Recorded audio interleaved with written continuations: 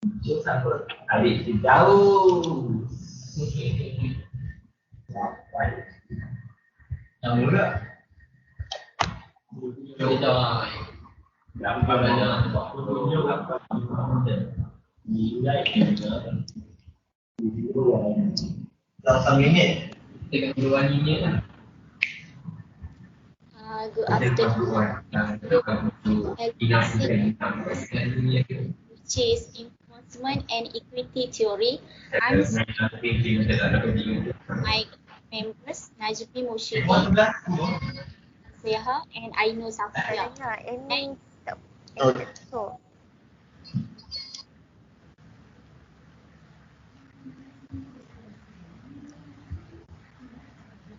Amy, next.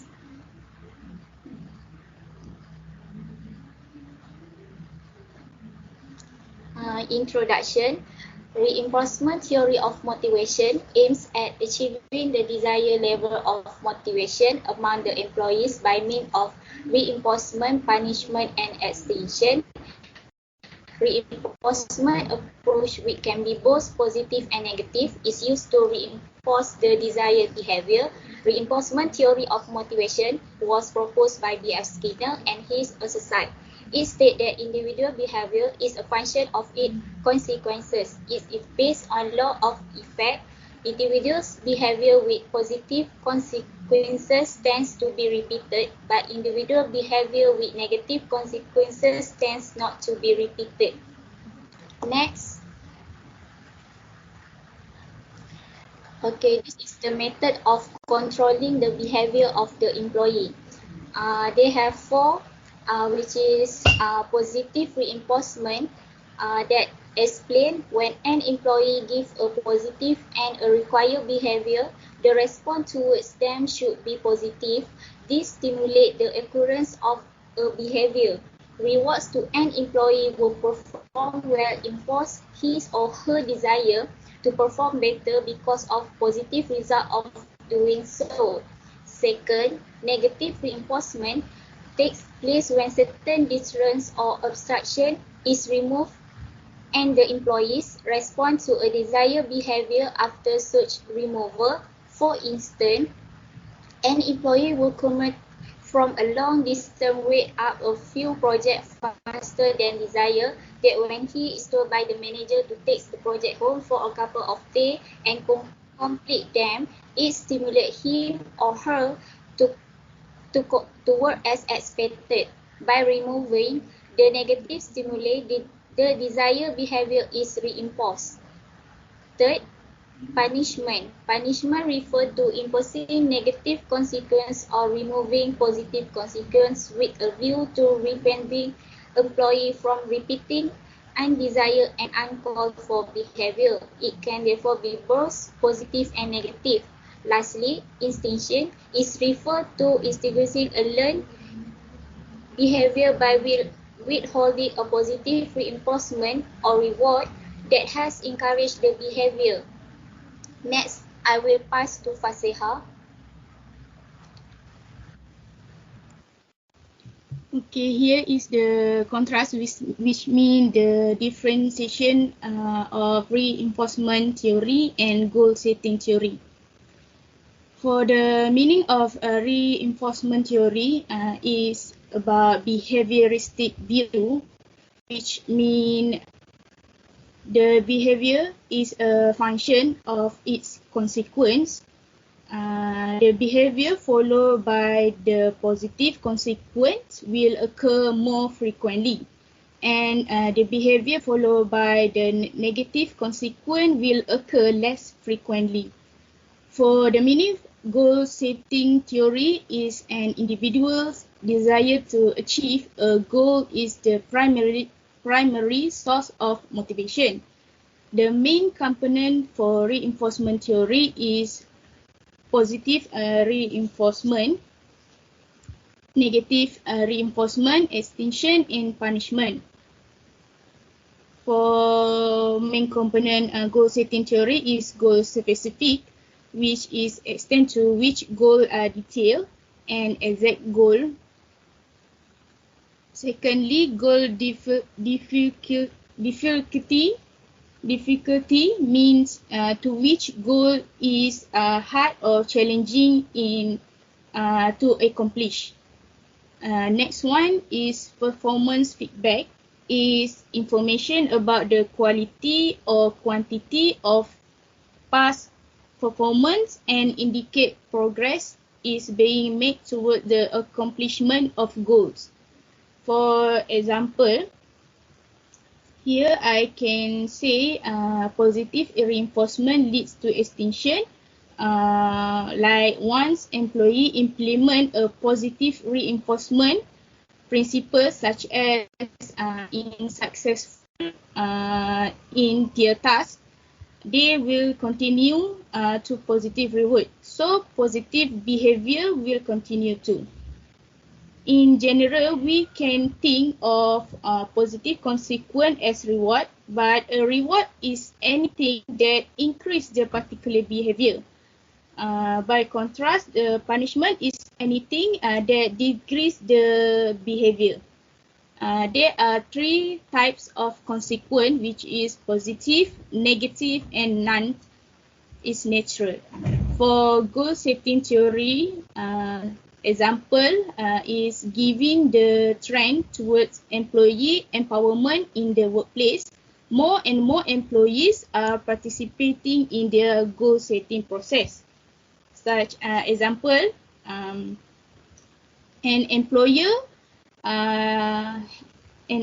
must help employee during their peak season.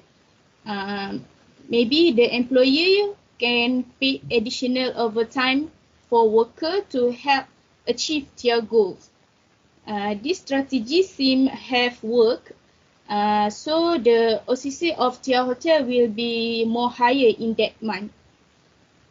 Overall, next Amy. And overall, here is a picture which will be clear for you guys to understand what is the differentiation about reinforcement theory and goal setting theory. Overall, reinforcement theory state the behavior is a function of consequence. That is, people will do things because they will know other things will be followed too. For goal setting theory, state that employers are highly motivated to perform when specific goals are established and feedback on progress is offered. That's all from me. For equity theory, I will pass to Ainur Safia.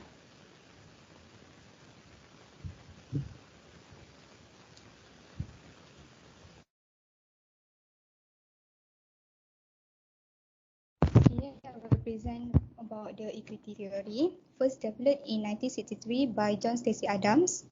Adams argued that when people measure the fairness of their vote outcomes relative to others, any perceived of inequity is a motivating state of mind. Equity theory is based on a ratio consisting of input to outcomes. Inputs consist of contribution by an individual, and attribute is only considered an input if it is perceived as relevant by the individuals. Input can include abilities, effort, performance, age, seniority, education, and other attributes. Outcome are the reward an individual receive for their input. Outcome can include pay, benefit, and even implicit rewards. Next, ratio comparison. Okay, in this, it's refer for a person A, which is the employee itself, and compare with the person B, which is the reference, another employee. Okay, first, outcome and input employee A less than outcome and input employee B. So, this will make the employee A fail inequity or under reward. For example, employee A and employee B work at the same department, which is HR department, but they have a different qualification, which is employee A in bachelor degree in human resource management, while employee B in bachelor in communication. And employee employee B doesn't have any experience in HR relation. Then one day employee B revealed her salary to employee A and tell that she's surprised that the company would pay her that salary with no experience in human resource. Then employee A realized that she doesn't make quite as much as employee B. Employee A feel undercompensated considering that she does most of the work and employee B just an helper. So employee A realized that she need to make employee B accountable for more projects so her input match with her output and outcome. The second is outcome and input employee A equal with the outcome and input employee B, so it will be equity. And the last one is outcome and input employee A more than outcome and input employee B. So it will make the employee A feel inequity or over reward. Okay, for example, in a situation where employee A and employee B work under the same department and they graduate with the same course, which is resource, and salary to employee A. That company will pay her that salary starting out in the HR department, even though she has experience everywhere. So employee A realized that her salary more than employee A, even though the employee B have more experience than her, and that's most of the same work. So employee A felt she overcompensated. Then she realized that she need to be accountable for a few more things than employee B to make her input match with her output. So next, I will pass to Ammar Farhan.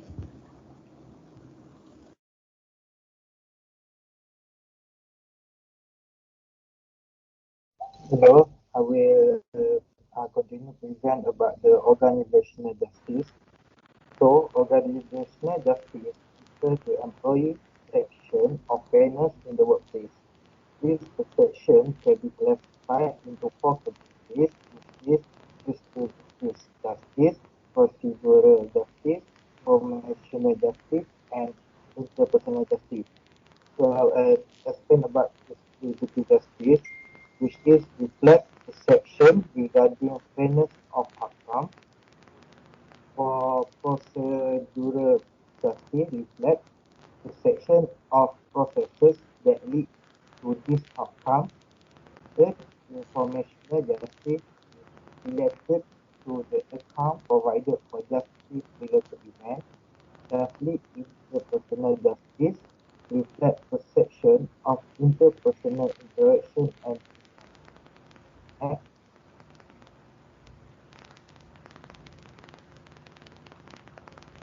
So, for the organizational justice, have four moderating variables, which is level in organization, professional rank, higher education, gender, and length of tenure.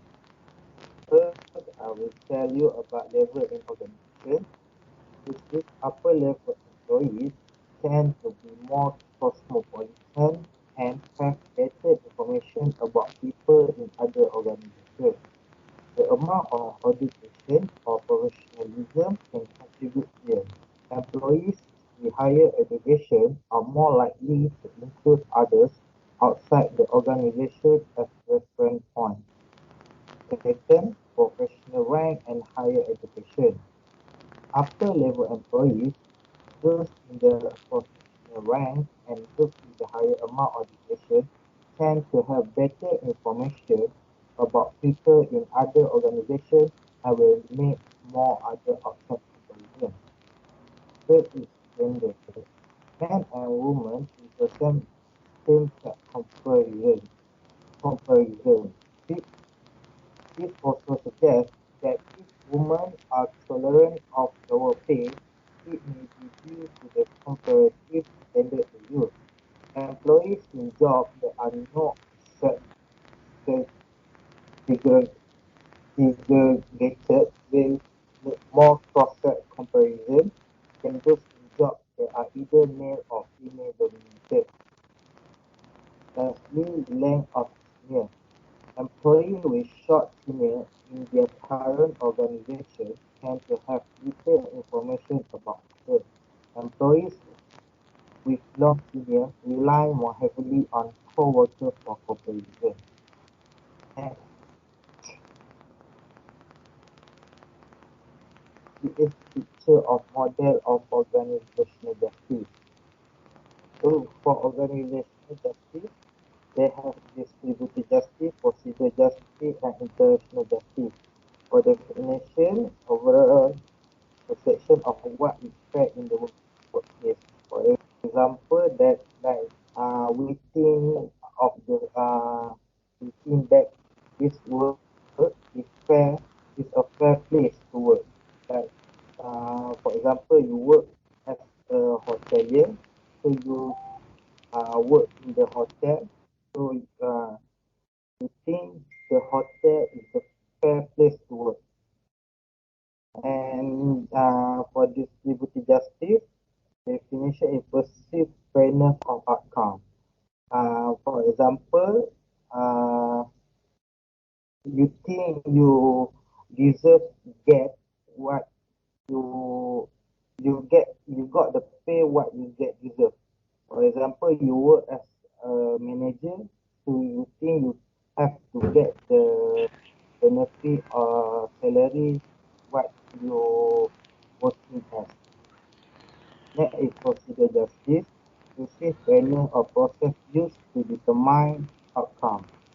For example, that here is I had been put into the process used to give raises and was given a good explanation of why I received the raise I did. And lastly, interactional justice. The degree to which one is treated with dignity and respect. For example, when telling me about my race, my supervisor was very nice and complimentary. That's all for me, and I will pass to Muhammad Najmi Mursyidi for the next slide.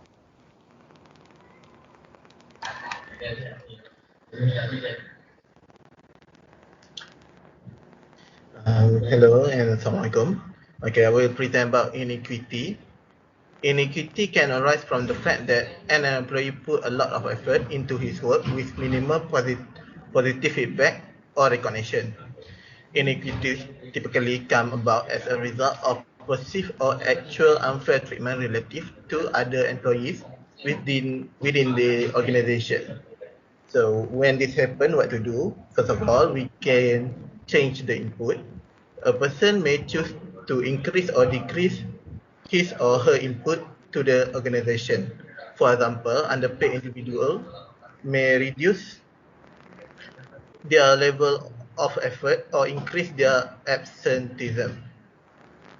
Overpaid people may increase effort on the job. The second thing, the second one is change outcome. A person may change his or her outcome. For example, an underpaid person may request a salary increase or a bigger office. A union may try to improve wages and working conditions in order to be consistent with a comparable union whose members make more money. The third one is distort perception. People may distort perception of equity if they are unable to change inputs or outcomes. They may artificially increase the status attached to their job or distort others' perceived rewards to bring equity into the balance. The last one is they can leave the job. People who feel inequitably treated may decide to leave their job rather than suffer the inequity of being under or overpaid. They expect to find a more favorable balance of rewards in another job. Finally, as a conclusion, the reinforcement theory revolves around a basic idea that consequence influence behavior. The second one is consequence that bring reward propels a particular behavior, and consequence that give punishment diminish the occurrence of a behavior. The last one is equity theory shows that inequity perceived or real harm employee motivation. Employees who feel that they are receiving equitable treatment will be emotionally motivated to gain equity. This outcome can bring negative effect to the company. That's all from us. Thank you.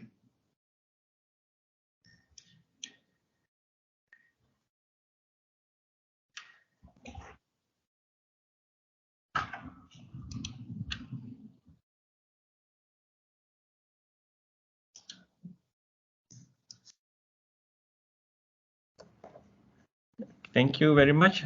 Just now you mentioned about the goal setting theory. Okay, so the goal setting theory, can you provide an example based on a real situation in hospitality company?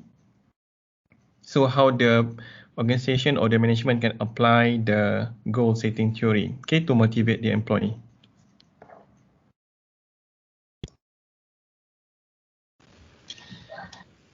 I will try to answer. The meaning of goal setting theory, like a hotel have their goal to make their OCC higher every month or every day if possible. During peak season, there are a lot of guests will check in into the hotel. So maybe the hotel doesn't have enough worker. The employer should hire more worker or pay additional salary or overtime for their worker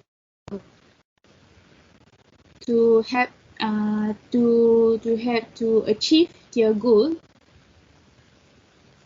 So the hotel will be receive a lot of guests. They can receive a lot of guests lah if they have their additional worker or paid for the existing worker.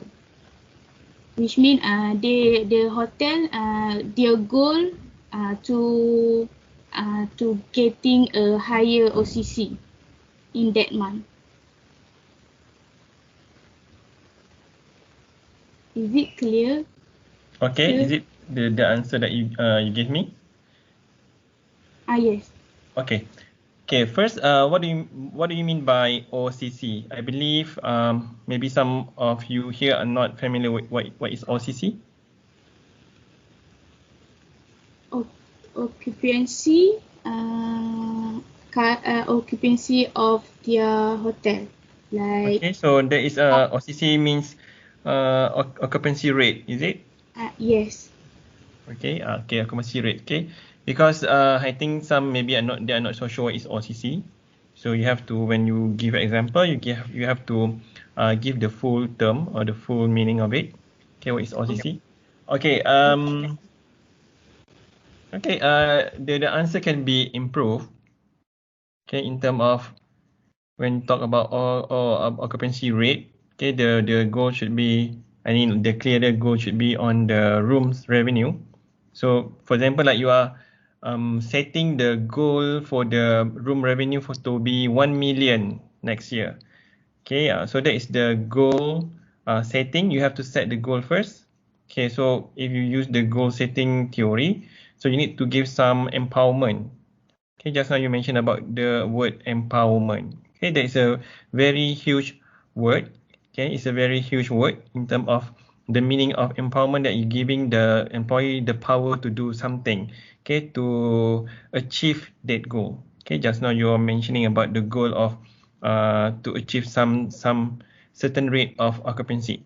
Okay, so the goal should be clear. Okay, so for example, just now I mentioned to you, can I give example based on the room sales revenue should be 1 million. So it's very clear. Okay, if you mention just occupancy rate, so what occupancy? What you want, 80%, 70%? So the goal should be very clear. Okay, so when you give example, Okay, the example should be very clear. Okay, for example, like the goal setting, like the example for goal setting theory. So what is the goal and how do you achieve the goal in terms of motivating the employee? Okay, because the subject is on motivation, so you need to figure out. Okay, we have so many theories. So theories, they have their own way how to encourage employee to achieve the goal. Okay, so you need to be clear. Okay, when you give example. Okay, so I give the next two questions. Okay, dua soalan untuk group lain. Okay, you can ask question.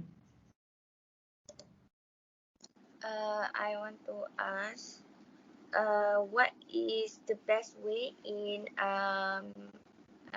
maintaining equity?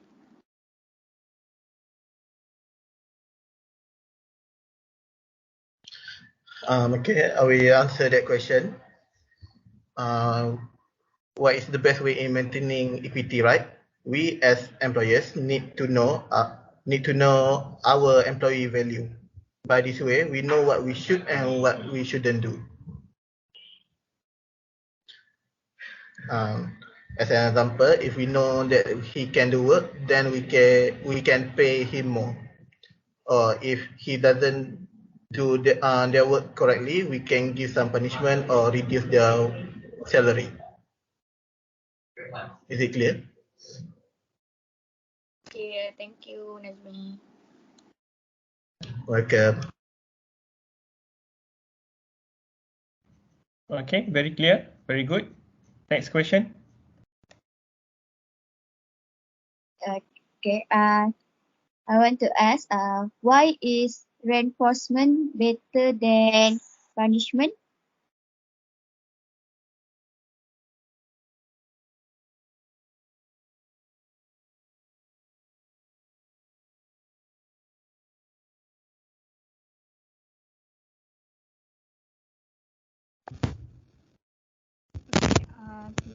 People often find positive reinforcement easier to swallow than other methods of training, since it doesn't involve taking anything away or introducing a negative consequence. It also much easier to encourage behavior than to discourage them, making reinforcement more powerful than punishment in most cases. Is it clear? Yeah. Okay, that's answer your question. Okay, thank you for the answer. Okay, we move on.